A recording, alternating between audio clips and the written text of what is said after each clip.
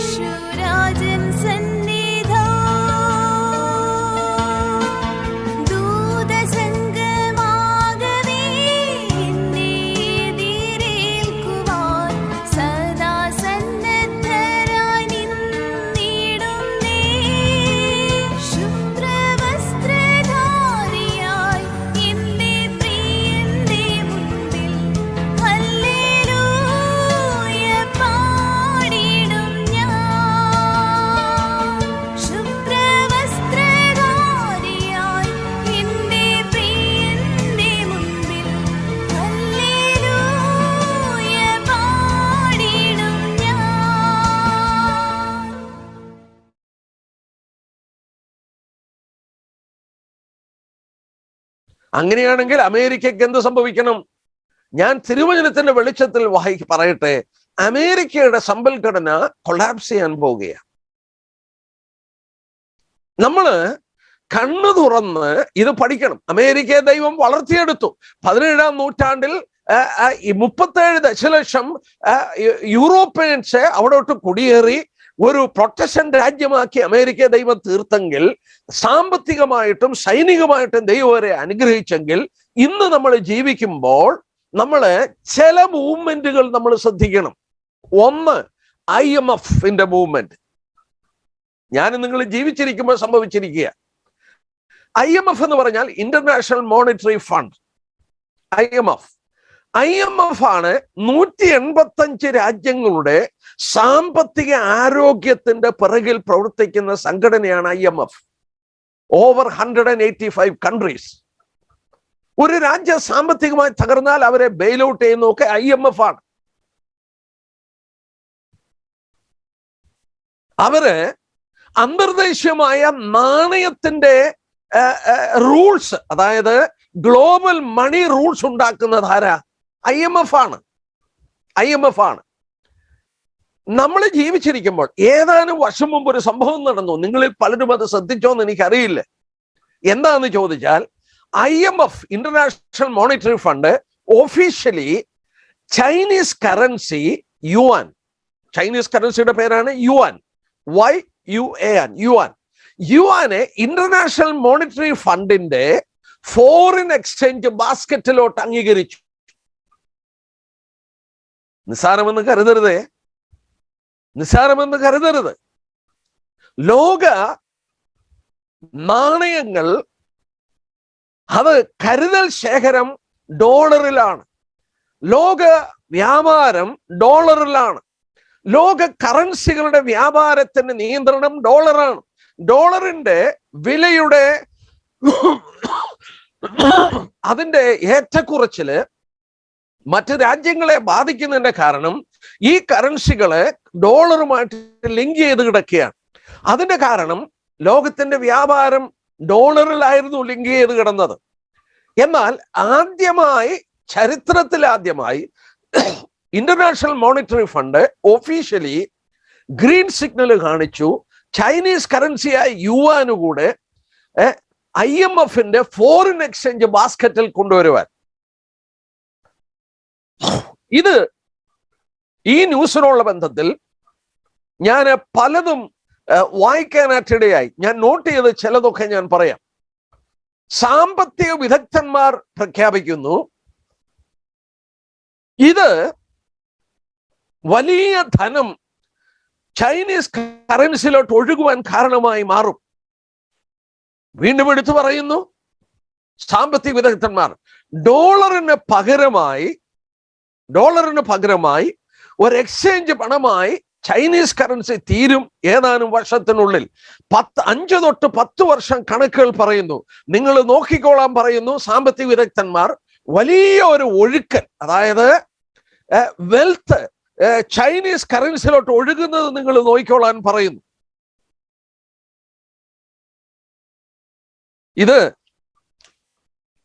വളരെ പ്രാധാന്യത അർഹിക്കുന്നു. കാരണം എന്താന്ന് ചോദിച്ചാൽ, അമേരിക്കൻ ഡോളറിന്റെ ആധിപത്യം പോയാൽ അമേരിക്ക ലോകത്തിലെ സമ്പൽഘടനയുടെ നെറുകയിൽ നിൽക്കുന്ന സ്ഥാനത്ത് നിന്ന് തകർന്നു പോകും.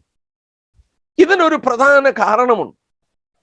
ആ കാരണം, ഞാനൊരു സാമ്പത്തിക വിദഗ്ധനല്ല, പക്ഷേ ഈ വിധത്തിൽ അന്തിക്രിസ്തുവിന്റെ ഭരണകാലത്തിൽ ഈ ഫൈനാൻഷ്യൽ വേൾഡിനെ കുറിച്ച് പറഞ്ഞിരിക്കുന്നുണ്ട്. ഞാൻ ഇങ്ങനെയുള്ള വാർത്തകൾ വായിക്കാറുണ്ട്, വളരെ ശ്രദ്ധിക്കാറുണ്ട്.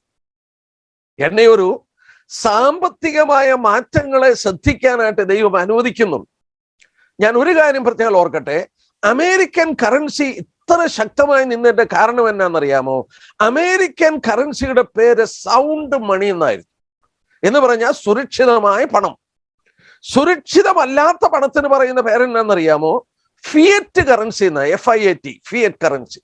ഫിയറ്റ് കറൻസിയും സൗണ്ട് മണിയുമായിട്ടുള്ള വ്യത്യാസം എന്നാ? സൗണ്ട് മണി എന്ന് പറഞ്ഞാൽ ഇപ്പൊ ഡോളർ പ്രിന്റ് ചെയ്യണമെങ്കിൽ അതിന് പകരം ഗോൾഡ് വെക്കും. ഗോൾഡ് വെച്ചിട്ടാണ് ഡോളർ പ്രിന്റ് ചെയ്യുന്നത്. അതുകൊണ്ട് എന്ത് സാമ്പത്തിക തകർച്ച വന്നാലും, എന്ത് സാമ്പത്തിക ഉലച്ചിൽ വന്നാലും ആ പണത്തിന് മാറ്റമില്ല. ഇറ്റ് ഈസ് സൗണ്ട് മണി. എന്നാൽ 1971 ഒരു സംഭവം ഉണ്ടായി. അമേരിക്കൻ പ്രസിഡന്റ് നിക്സൺ ഭരിച്ചുകൊണ്ടിരിക്കുമ്പോൾ നിക്സൺ എന്തോ ചെയ്തു? ഈ സ്വർണമൊക്കെ എടുത്ത് വിറ്റു അമേരിക്കക്ക് കാശുണ്ടാക്കാൻ. എന്നിട്ട് ഈ സൗണ്ട് മണിയായിരുന്ന ഡോളർ ഫിയറ്റ് കറൻസിയാക്കി മാറ്റി. പ്രശ്നമില്ല. ഒരു രാജ്യത്തിലുള്ള വിശ്വാസത്തെ ആധാരമാക്കിയാണ് ഫിയറ്റ് കറൻസിയുടെ വാല്യൂ നിൽക്കുന്നത്. അമേരിക്കയിൽ എനിക്ക് വിശ്വാസമുണ്ട്, അമേരിക്കൻ കറൻസിയിൽ എനിക്ക് വിശ്വാസമുണ്ട്. ആ വിശ്വാസം ലോക രാജ്യങ്ങൾക്ക് നഷ്ടപ്പെടാതിരുന്നാൽ അമേരിക്കൻ കറൻസിക്ക് വില കാണും. എന്നാൽ സൗണ്ട് മണി എങ്ങനെയായിരുന്നു? സ്വർണം വെച്ചിട്ടാ പ്രിന്റ് ചെയ്യുന്നത്.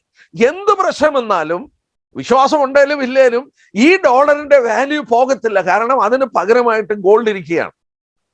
അത് 71 എടുത്ത് മാറ്റി. അത് 71 എടുത്ത് മാറ്റി അമേരിക്കൻ കറൻസി ഫിയറ്റ് കറൻസിയായി മാറി.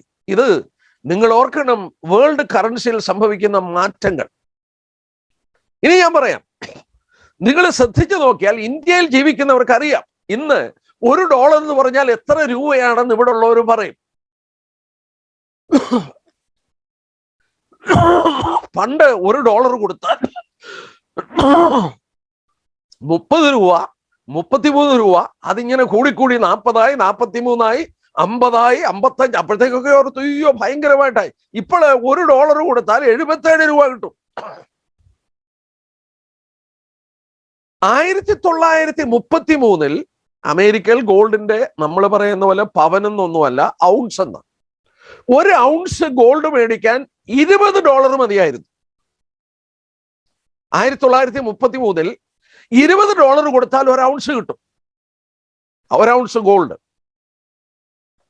അവിടുന്ന് ഇത് ഡീവാല്യൂ ചെയ്തു കറൻസി. അത് $35 ആയി, അത് $67 ആയി. ഇന്ന് 1 ഔൺസ് ഗോൾഡ് വേണമെങ്കിൽ $1000 വേണം. 1933 $20 മതിയായിരുന്നു. ഇന്ന് 2011 ആയപ്പോൾ ഇത് ഏതാണ്ട് $1000 വേണമെന്ന്. എന്തോ ഞാൻ ഈ പറയുന്നത് എന്താണെന്ന് അറിയാമോ? ഈ പൈസയുടെ വാല്യൂ പോകുന്നത് നിങ്ങൾ കാണുന്നു. ഫിയറ്റ് കറൻസിയാണ്. ഈ ഫിയറ്റ് കറൻസി നിങ്ങൾ ഓർക്കണം, ഫിയറ്റ് കറൻസി അത് പറയപ്പെടുന്നത് എല്ലാ 40 വർഷം കഴിയുമ്പോഴും ഫിയറ്റ് കറൻസി തകർന്നു പോകുന്ന. അമേരിക്കൻ ഫിയറ്റ് കറൻസി ആക്കിയിട്ട് 40 വർഷം കഴിഞ്ഞു എന്ന് പറഞ്ഞാൽ ഒരു കാർമേഘ പടലം കാണാം. ഇതുകൂടാതെ അമേരിക്ക ഓവർ സ്പെൻഡ് ചെയ്തുകൊണ്ടിരിക്കുക. അതിന്റെ കാരണം ഞാൻ പറയാം. ബില്യൺസ് ആണ് സ്പേസ് റിസർച്ചിനും ഡിഫൻസ് റിസർച്ചിനും ഒക്കെ ചെലവഴിച്ചുകൊണ്ടിരിക്കുന്നത്. എന്താ കാരണം? ലോക ജനതയുടെ മധ്യത്തിൽ അമേരിക്ക ഒരു വലിയ രാജ്യമാണെന്ന് ഇംപ്രസ് ചെയ്തുകൊണ്ടിരിക്കണം. എങ്കിൽ മാത്രമേ ഫിയറ്റ് കറൻസിയായ ഡോളറിന്റെ വാല്യൂ നിൽക്കുകയുള്ളൂ. ലോക ജനതയ്ക്ക് അമേരിക്കയിലുള്ള വിശ്വാസം നഷ്ടപ്പെട്ടാൽ അമേരിക്കൻ കറൻസി നഷ്ടപ്പെട്ടു പോകും, വാല്യൂ പോകും. ആളുകൾ അറിയുന്നില്ലേ? മറ്റൊരു കാര്യം ഇതുകൂടെ പറഞ്ഞ് ഞാൻ ഏതാണ്ട് നിർത്താൻ നോക്കാം. ആളുകൾ മനസ്സിലാക്കുന്നില്ലേ? അതായത് ഒന്നാം ലോകയുദ്ധം നടക്കുന്നതിന് മുമ്പും അമേരിക്കക്ക് കടമുണ്ട്. പക്ഷെ അമേരിക്കയുടെ ഡെപ്റ്റ് എന്ന് പറഞ്ഞാൽ അന്ന് $1 ബില്യൺ. 1 ബില്യൺ. 1981 ആയപ്പോൾ നമുക്കറിയാം ഫസ്റ്റ് വേൾഡ് വാർ 1914 to 1918 ആണ്. എന്നാൽ 81 ആയപ്പോൾ അമേരിക്കയുടെ കടം 1 ട്രില്യൺ ആയി. 1 ട്രില്യൺ. ഞാനൊന്ന് കുറിച്ചൊക്കെ നോക്കി കേട്ടോ. 1 ട്രില്യൺ എന്ന് പറഞ്ഞാൽ 1 ഇട്ടിട്ട് 12 പൂജ്യം ഇടണം. അത്ര ഇട്ടിട്ട് നിങ്ങൾ നോക്കിയേ, 10,000 കോടിയാ വരുന്നത്. 10,000 കോടി. 1 ട്രില്യൺ എന്ന് പറഞ്ഞാൽ 10,000 കോടിയാ. ഇപ്പോഴത്തെ കടം അറിയാമോ അമേരിക്കയുടെ? 2020 ഡിസംബറില് 2021 പിടിച്ചു. 2021 ആയപ്പോൾ അമേരിക്കയുടെ കടം 27 ട്രില്യൺ ആയി. 2021 ആയപ്പോൾ അമേരിക്കയുടെ കടം 27 ട്രില്യൺ ആയി. ഇത് എത്രയും കൂടിക്കൊണ്ടിരിക്കുകയെന്നറിയാമോ? $10 million every minute is increasing. അമേരിക്കയുടെ കടം 10 മില്യൺ എവറി മിനിറ്റ് ഇൻക്രീസ് ചെയ്തുകൊണ്ടിരിക്കുക. എന്ന് പറഞ്ഞാൽ അതിന്റെ അർത്ഥം എന്നാ? ഒരു കാര്യം മാത്രം ഓർത്താൽ മതി, അമേരിക്കയുടെ എക്കണോമി എപ്പോൾ കൊളാപ്സ് ചെയ്യുന്നെന്ന് ചോദിച്ചാൽ മതി. അമേരിക്കയുടെ ഒരു പർപ്പസിൽ ഉണ്ടാക്കി. ഞാനും നിങ്ങൾ കണ്ടു, രാജ്യങ്ങളൊക്കെ ദൈവം നിശ്ചയിച്ചിരിക്കുന്ന സമയമാണ്. Pre appointed times and their dwellings. അമേരിക്കയുടെ ഡ്വെല്ലിംഗ് പ്ലേസ് ദൈവത്തിന്റെ കരമായിരുന്നു. ഒരു പ്രൊട്ടസ്റ്റന്റ് രാജ്യമാക്കി മാറ്റി. കത്തോലിക്കർ വിട്ടുകൊടുത്തു. മെക്സിക്കോയുടെ കയ്യിലെ സ്ഥലം വിട്ടുകൊടുത്തു. നെപ്പോളിയന്റെ കയ്യിലുണ്ടായിരുന്ന സ്ഥലം വിറ്റുകൊടുത്തു. അലാസ്ക, റഷ്യ വിറ്റു അമേരിക്കയ്ക്ക്. ഇങ്ങനെ അമേരിക്ക എന്ന് പറയുന്ന രാജ്യത്തിന്റെ അതിരുകൾ ദൈവം നിശ്ചയിച്ചു. അതൊരു പ്രൊട്ടസ്റ്റന്റ് രാജ്യമായി. അവരെ സാമ്പത്തികമായി അനുഗ്രഹിച്ചു, സൈനികമായി അനുഗ്രഹിച്ചു. എന്നാൽ ഇന്ന് നോക്കുക, ആ വിധത്തിൽ അവർ ശക്തിയില്ലായിരുന്നെങ്കിൽ ഇസ്രയേൽ എന്ന് പറയുന്ന ഒരു രാജ്യം ഈ വിധത്തിൽ ലോകത്തിൽ കാണപ്പെടത്തില്ലായിരുന്നു. എന്നാൽ ഇന്ന് അമേരിക്കയുടെ മുകളിൽ ഒരു കാർമേഘ പടലം പടർന്നു പിടിക്കുന്ന നമുക്ക് കാണാം. സൗണ്ട് കറൻസി ഫിയറ്റ് കറൻസിയായി മാറി. അമേരിക്കയുടെ ഡോളറിന്റെ വാല്യൂ കുറഞ്ഞുകൊണ്ടിരിക്കുന്നു. International Monetary Fund foreign exchange ബാസ്ക്കറ്റിൽ ചൈനയുടെ കറൻസി കൂടെ ചേർക്കുവാനായിട്ട് അനുവാദം കൊടുക്കുന്നു. അമേരിക്കയുടെ കടം 2021 ആയപ്പോഴത്തേക്ക് ഏതാണ്ട് 27 ട്രില്യനായി മാറി. നമുക്ക് ഊഹിക്കാൻ കഴിയാത്ത അതിന്റെ പലിശയും കടങ്ങളും എല്ലാം കൂടെ കൂടി ഏതാണ്ട് $10 മില്യൺ എല്ലാ മിനിറ്റിലും അമേരിക്കയുടെ കടം കൂടിക്കൊണ്ടിരിക്കുകയാണ്. ഒരു ബലൂൺ ഇങ്ങനെ വീർപ്പിച്ചുകൊണ്ടിരിക്കുക, കുറേശ്ശെ വീർപ്പിച്ചുകൊണ്ടിരിക്കുക. ഒരു പരിധി കഴിയുമ്പോൾ അത് പൊട്ടിപ്പോകുന്ന പോലെയാ. അതിന്റെ പേര് എക്കണോമിക്കൽ കൊളാപ്സ്. കോവിഡ് ഒരുപാട് അൺഎംപ്ലോയ്മെന്റ് ഉണ്ടാക്കി. അവിടെ നിങ്ങൾ പത്രത്തിൽ വായിക്കുന്നുണ്ട്, വാർത്തയിൽ, അല്ലെങ്കിൽ നിങ്ങൾ വാർത്തയിൽ കേൾക്കുന്നുണ്ട്, അമേരിക്കൻ ഗവൺമെന്റ് സ്റ്റിമുലേഷൻ പാക്കേജ് ചെയ്തുകൊണ്ടിരിക്കുക. ഡൊണാൾഡ് ട്രംപ് അധികാരത്തിൽ വരുന്നത് തന്നെ ഒരു സാമ്പത്തികമായ ഒരു മാറ്റത്തിന് വേണ്ടിയാ. ഒരു കറുത്തവർഗക്കാരനായ ബാരക് ഒബാമ അധികാരത്തിൽ വന്നതും ഈ ഒരു കാര്യത്തിന് വേണ്ടിയാണ്. അമേരിക്കയിൽ ഒരു സാമ്പത്തിക മാറ്റം. ഞാനവിടെ നിർത്തട്ടെ അമേരിക്കയുടെ പഠനം.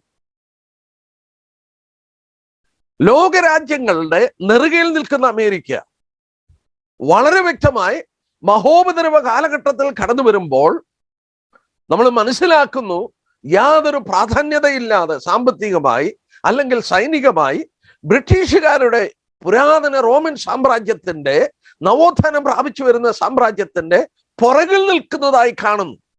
ഞാൻ ഇത്രയും പറഞ്ഞത് എന്തിനാന്ന് ചോദിച്ചാൽ, നമ്മുടെ കർത്താവ് നമ്മോട് പറഞ്ഞു, നിങ്ങൾ വാച്ച് ചെയ്യണം. ഇത് വാച്ച് ചെയ്യുന്നത് ശ്രദ്ധിക്കാൻ വേണ്ടി കുറച്ചുകൂടെ ഊന്നി ഞാൻ പറഞ്ഞതാ. നിങ്ങൾ കാനഡയിൽ ജീവിക്കുന്നു, നിങ്ങൾക്കിത് കുറച്ചുകൂടെ എന്നെക്കാട്ടിൽ മനസ്സിലാക്കാൻ എളുപ്പമാണ്. വെളിപാട് പുസ്തകം 13-ാം അധ്യായത്തിൽ നമ്മൾ കണ്ടു, 10 കൊമ്പുള്ള ഒരു മൃഗം സമുദ്രത്തിൽ നിന്ന് കയറി വരികയാണ്. ഈ സമുദ്രം എന്ന് പറയുന്നത് മെഡിറ്ററേനിയൻ കടലാണ്. എന്നാൽ വചനം നമ്മൾ ശ്രദ്ധിക്കുമ്പോൾ പുരാതന റോമൻ നെബൂഖദ്നേസർ ഭരിച്ചുകൊണ്ടിരിക്കുമ്പോൾ ദാനിയേലിന് ദൈവം വെളിപ്പെടുത്തി കൊടുത്ത ഒരു കാര്യം ഞാൻ കാണിച്ചോട്ടെ. ദാനിയേലിന്റെ പുസ്തകം 7-ാം അധ്യായം എടുത്താട്ടെ. ദാനിയേലിന്റെ പുസ്തകം 7-ാം അധ്യായം 2-3 വാക്യം. ദാനിയേൽ വിവരിച്ചു പറഞ്ഞെന്നാൽ, ഞാൻ രാത്രിയിൽ എന്റെ ദർശനത്തിൽ കണ്ടത് ആകാശത്തിലെ 4 കാറ്റ് സമുദ്രത്തിന് നേരെ അടിക്കുന്ന ഞാൻ കണ്ടു. അപ്പോൾ തമ്മിൽ ഭേദിച്ചിരിക്കുന്ന 4 മൃഗങ്ങൾ സമുദ്രത്തിൽ നിന്ന് കയറി വരുന്നു. ഈ 4 മൃഗങ്ങൾ സമുദ്രത്തിൽ നിന്ന് കയറി വരുന്നത് നോക്കുക, 4 കാറ്റ് സമുദ്രത്തിന്റെ മേൽ അടിക്കുമ്പോഴാണ്. എന്താണ് ഈ 4 മൃഗങ്ങൾ? 17-ാം വാക്യം നോക്കിയാട്ടെ. ആ 4 മഹാമൃഗങ്ങൾ ഭൂമിയിൽ ഉണ്ടാകുവാനിരിക്കുന്ന 4 രാജാക്കന്മാരാണ്, അല്ലെങ്കിൽ രാജ്യങ്ങളാണ്.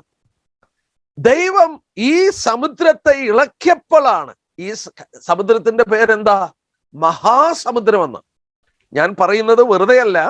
നിങ്ങൾ ഒരു വാക്യം എടുത്ത് നോക്കിയാട്ടെ, സംഖ്യാപുസ്തകം 34 നോക്കിയാട്ടെ. സംഖ്യാപുസ്തകം 34. ഇസ്രായേലിന്റെ അതിരുകൾ ദൈവം പറയുമ്പോൾ ദൈവം എടുത്തു പറയുന്ന ഒരു വാക്യം ഞാൻ കാണിച്ചോട്ടെ. സംഖ്യാപുസ്തകം 34-ന്റെ 6-ാം വാക്യം. പടിഞ്ഞാറോ മഹാസമുദ്രം അതിരായിരിക്കണം. ഇസ്രായേലിന്റെ പടിഞ്ഞാറ് കിടക്കുന്ന ഏതാ? ഇസ്രായേലിന്റെ പടിഞ്ഞാറെ അതിരെന്ന് പറഞ്ഞാൽ മഹാസമുദ്രം മെഡിറ്ററേനിയൻ കടലാണ്. മെഡിറ്ററേനിയൻ കടല്. അപ്പോൾ ഈ മെഡിറ്ററേനിയൻ കടൽ ഇളക്കിയപ്പോഴാണ് ഈ തമ്മിൽ ഭേദിച്ച മൃഗങ്ങൾ കയറി വന്നതെന്ന് തിരുവചനത്തിൽ നമ്മൾ കാണുന്നു. നമ്മുടെ കർത്താവിന്റെ വാക്കുകൾ ഓർമ്മയുണ്ടോ? ലൂക്കോസ് 21-25 സമുദ്രത്തിന്റെയും ഓളത്തിന്റെയും മുഴക്കം നിമിത്തം ഭൂമിയിലെ ജാതികൾക്ക് നിരാശയോടുകൂടിയ പരിഭ്രമം ഉണ്ടാകും. ഞാൻ പലപ്പോഴും പറയാറുണ്ട്, ഞാൻ ജനിച്ചു വളർന്ന റാന്നിയില് ചേത്തക്കൽ എന്ന് പറയുന്ന സ്ഥലത്താ. ഗ്രാമപ്രദേശം, മലമ്പ്രദേശം. അവിടെ ഇരിക്കുന്നവരൊന്നും സമുദ്രമിളകി പറയുന്ന ശബ്ദം കേൾക്കത്തില്ല. എന്താ ഉദ്ദേശിക്കുന്നത്? ലോക ജനതതി ഇളകി മറിയുന്നതാ. യെശയ്യാവ് 17 നമ്മൾ വായിക്കുന്നുണ്ടല്ലോ, അനേക വംശങ്ങളുടെ മുഴക്കം പെരുവെള്ളത്തിന്റെ എരിച്ചിൽ പോലെയാണ്. ഈ ജനങ്ങൾ ഇളകി മറിയുന്നത് എപ്പോഴാ? ഞാൻ വിശ്വസിക്കുന്നു സാമ്പത്തികമായ ലോകത്തിൽ വലിയ മാറ്റമുണ്ടാകുന്ന ഒരു സന്ദർഭമുണ്ട്. സമ്പത്ത് തകരുന്ന ഒരു ദിവസമുണ്ട്. കഴിഞ്ഞ ദിവസം നമ്മൾ പഠിച്ചു, അതില്ലാതെ പോകുമ്പോൾ കർത്താവ് പറഞ്ഞത് നമ്മൾ വായിച്ചു. അപ്പൊ സാമ്പത്തിക തകർച്ച ലോകത്തിൽ വരും. അതിന്റെ കാർമേലക പഠനങ്ങൾ നമ്മൾ കണ്ടു. യാക്കോബ് 5 രേഖപ്പെടുത്തി, അല്ലയോ ധനവാന്മാരെ, നിങ്ങൾ മുറയിട്ടോ, നിങ്ങളുടെ ധനം ദ്രവിച്ചു പോകും. അത് സാമ്പത്തിക തകർച്ചയാണ്. വെളിപ്പാട് പുസ്തകം 17-ാം അധ്യായം. ഇത്ര വലിയ സമ്പത്ത് 1 മണിക്കൂർ കൊണ്ട് ഇല്ലാതെ പോയോ? സാമ്പത്തിക തകർച്ചയാണ്. സാമ്പത്തിക തകർച്ചയിൽ നിന്നാണ് വെളിപ്പാട് പുസ്തകം 13-ാം അധ്യായത്തിൽ ആ മൃഗം സമുദ്രത്തിൽ നിന്നാണ് കയറി വരുന്നത്. വെളിപ്പാട് 17-3 നീ കണ്ട വെള്ളം, 17-15 ക്ഷമിക്കണം, വെളിപ്പാട് 17-15 നീ കണ്ട വെള്ളം ഭാഷകളും വംശങ്ങളും പുരുഷാരങ്ങളുമാണ്. അപ്പം ലോക ജനത ഇളകി മറിയണം. എന്റെ പ്രിയപ്പെട്ടവരോട് ഞാൻ പറയട്ടെ, ഈ പുരാതന റോമൻ സാമ്രാജ്യം എഴുന്നേറ്റ് വരുന്നത്, അല്ലെങ്കിൽ അതിന്റെ മധ്യത്തിൽ നിന്ന് അന്തിക്രിസ്തു എഴുന്നേറ്റ് വരുന്നത് ലോകത്തിന്റെ രക്ഷയ്ക്ക് വേണ്ടിയാണ്. നമ്മൾ ഓർക്കണം, ഒരു ഫൈനാൻഷ്യൽ ട്രബിള് എപ്പോഴും ഒരു ഒരു ഒരു ഒരു പുതിയ വ്യവസ്ഥിതിക്ക് വേണ്ടി കൊതിക്കും. ആളുകൾ ആഗ്രഹിക്കും, ഒരു ന്യൂ ഓർഡറിന് വേണ്ടി കൊതിക്കും. ഞങ്ങളുടെ പണം, സ്വത്തുക്കളൊക്കെ ഒരു സുരക്ഷിതമായിരുന്നെങ്കിൽ എന്ന് ആഗ്രഹിക്കും. ഞാന് വായിച്ചു മനസ്സിലാക്കിയിട്ടുണ്ട്, ഈ സീസർമാരെ, റോമൻ സീസേഴ്സിനെ ആരാധിക്കുന്ന ക്ഷേത്രങ്ങൾ ഉണ്ടായിരുന്നു. ജനങ്ങളെ റോമൻ സീസേഴ്സിനെ എന്തിനാ ആരാധിച്ചത്? അവരുടെ സ്വത്തിനും ജീവനും ഒക്കെ സുരക്ഷിതത്വം കൊടുത്തു. നാട്ടുരാജാക്കന്മാർ യുദ്ധം ചെയ്ത് യാതൊരു സ്വസ്ഥതയുമില്ല, കുടുംബത്തിന് സ്വസ്ഥതയില്ല, സ്വത്തിന് സ്വസ്ഥതയില്ല, എല്ലാം തകർന്നു പോകും ഏത് നിമിഷവും. എന്നാൽ റോമൻ അധികാരികൾ വന്ന് റോമൻ സമാധാനം, റോമൻ നിയമം സ്ഥാപിച്ച് സ്വത്തിനും ഇന്ന് നമ്മൾ ജീവിക്കുന്ന പോലെ സുരക്ഷിതമായ ഒരു അന്തരീക്ഷം സൃഷ്ടിച്ചപ്പോൾ ഇവരാണ് ദൈവം എന്നും പറഞ്ഞ് ഇവരെ ആരാധിക്കുന്ന ക്ഷേത്രങ്ങൾ ഉണ്ടാക്കി.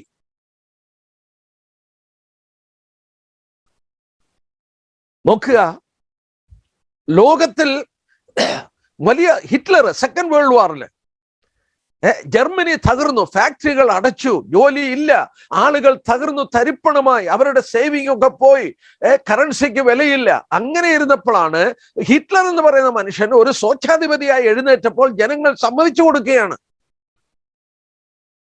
ഈ വെളിപ്പാട് 13 സമുദ്രത്തിൽ നിന്ന് കയറി വരികയാണ്. ഈ 10 കൊമ്പുള്ള മൃഗം, പുരാതന റോമൻ സാമ്രാജ്യം, അത് സടകുടഞ്ഞ് എഴുന്നേറ്റ് വരുമ്പോൾ അതിന്റെ മധ്യത്തിൽ നിന്ന് ഈ അന്തിക്രിസ്തു എഴുന്നേക്കാൻ ഇടയാക്കി മാറ്റുകയാണ്. കഴിഞ്ഞ ദിവസം ഞാൻ പറഞ്ഞില്ലേ, യൂറോപ്പ് നമ്മൾ ഒരു മാപ്പ് എടുത്ത് വെച്ച് നോക്കിയാൽ യൂറോപ്പിന്റെ അതിരെന്ന് പറയുന്നത് കമ്മ്യൂണിസ്റ്റ് രാജ്യങ്ങളായിരുന്നു. നമ്മൾ പറയാറുണ്ട് അയൺ കർട്ടൻ രാജ്യങ്ങളുടെ പുറകിലുള്ള രാജ്യങ്ങൾ. ജർമ്മനിയുടെ പകുതി, ഇങ്ങനെയുള്ള രാജ്യങ്ങളൊക്കെ അയൺ കർട്ടന്റെ പുറകില, കമ്മ്യൂണിസ്റ്റ് രാജ്യങ്ങളിലായിരുന്നു. അപ്പൊ കമ്മ്യൂണിസ്റ്റ് രാജ്യങ്ങളായിരുന്നു യൂറോപ്പിന്റെ അതിരിൽ കിടന്നത്. എന്നാൽ ദൈവം എന്ത് ചെയ്തു? ഈ അതിരിൽ യൂറോപ്പിൽ കമ്മ്യൂണിസ്റ്റ് കൺട്രികൾ കിടന്നപ്പോൾ യൂറോപ്പിനെ ഒന്നിപ്പിക്കാൻ അവർ അനുവദിച്ചില്ല. എന്നാൽ 1990-കളിൽ കമ്മ്യൂണിസം തകരുന്നു. 92-ൽ യൂറോപ്യൻ യൂണിയൻ ഒരു രാജ്യ ഒരു യൂണിയനായി മാറി, എക്കണോമിക്കൽ കമ്മ്യൂണിറ്റി. അതിരുകൾ എടുത്തു കളഞ്ഞു, കസ്റ്റംസ് എടുത്തു കളഞ്ഞു, അവരൊക്കെ ഒന്നാക്കി മാറി ഒരു വ്യാപാരം നടത്തുന്ന ഒരു പ്രതലമായി. അതിന്റെ പേരാണ് യൂറോപ്യൻ എക്കണോമിക് കമ്മ്യൂണിറ്റി. അതുണ്ടായത് കമ്മ്യൂണിസം തകർന്നപ്പോഴാണ് റഷ്യയിൽ. മറ്റു വിധത്തിൽ പറഞ്ഞാൽ ഈ യൂറോപ്യൻ രാജ്യത്തിന്റെ അതിരിൽ കിടന്ന കമ്മ്യൂണിസ്റ്റ് രാജ്യങ്ങൾ സ്വതന്ത്രമായപ്പോഴാണ്. ഞാൻ എന്തിനാ ഇത് പറയുന്നത്? നമ്മുടെ കർത്താവ് നമ്മോട് പറഞ്ഞു, നിങ്ങൾ ഉണർന്ന് പ്രാർത്ഥിക്കണം, വാച്ച് ചെയ്യണം. നോക്കുക, യൂറോപ്പിനെ ഒന്നിപ്പിക്കുന്നു. അമേരിക്ക എന്ന് പറയുന്ന രാജ്യം ഉടലെടുത്തത് എങ്ങനെയെന്ന് നമ്മൾ കണ്ടു. അതിന്റെ അവസാനം അടുത്തിരിക്കുന്നതായിട്ട് നമ്മൾ കണ്ടു. തിരുവചന പ്രവചനത്തിൽ അമേരിക്കയ്ക്ക് വലിയ മുഖ്യ സ്ഥാനമില്ല. അമേരിക്ക ബ്രിട്ടീഷ് രാജ്യങ്ങളുടെ പുറകിലേക്ക് മാറാൻ പോവുകയാണ്. ഇതെല്ലാം കാർമേഘ പടലം പോലെ നമ്മുടെ കൺമുമ്പിൽ ഒരുങ്ങുകയാണ്. മറ്റു വിധത്തിൽ പറഞ്ഞാൽ അന്തിക്രിസ്തു ഭരണത്തിൽ വരുവാൻ അധർമ്മത്തിന്റെ മർമ്മം വ്യാപരിക്കുന്നത് വളരെ വ്യക്തമായി നമുക്ക് കാണാൻ കഴിയുന്നു. കർത്താവ് നമ്മെ സഹായിക്കട്ടെ, കൂടുതലായി ഗ്രഹിപ്പാൻ ഇടയാക്കട്ടെ, ഓരോ മാറ്റങ്ങളും മനസ്സിലാക്കാൻ ഇടയാക്കട്ടെ. 2021-ൽ അമേരിക്കയുടെ കടം $27 ട്രില്യൺ മാറി. ഏത് പ്രസിഡന്റ് അവരുടെ കടം വീട്ടും? ഓരോ പ്രസിഡന്റ് പോകുമ്പോൾ വീട്ടും എന്ന് പറയും, കടം കൂടുകയാണ്. വളരെ പ്രശ്നമുഖരിതമായ ഒരു അന്തരീക്ഷത്തിൽ ജീവിക്കുമ്പോൾ വളരെ ഭക്തിയോടും വളരെ വിശുദ്ധിയോടും ഉണർന്നും ഒരുങ്ങിയും നമ്മൾ ജീവിക്കുകയും അനേകരെ ഈ തീയിൽ നിന്ന് വലിച്ചെടുപ്പാൻ ദൈവം നമ്മളെ ബലപ്പെടുത്തുകയും ചെയ്യട്ടെ. ഞാൻ എൻ്റെ വാക്കുകൾ ഇവിടെ നിർത്തുകയാണ്. എൻ്റെ മനസ്സിൽ ഒരു പ്രേരണ തോന്നി അമേരിക്കയുള്ള ബന്ധത്തിൽ ചില കാര്യങ്ങൾ ഓർപ്പിക്കാൻ. ഞാൻ അതുകൊണ്ട് ഈ ഭാഗം ഇങ്ങനെ എടുത്തു. ദൈവം നിങ്ങളോട് അതിൽ കൂടെ സംസാരിക്കും. ദൈവം നിങ്ങളെ സഹായിക്കട്ടെ. കൈകളാൽ തീർക്കപ്പെടാത്തതാ പുതുശാലി നഗരമതിൽ, കൈകളാൽ തീർക്കപ്പെടാത്തതാ പുതുശാലി നഗരമതിൽ, സദാകാലം ഞാൻ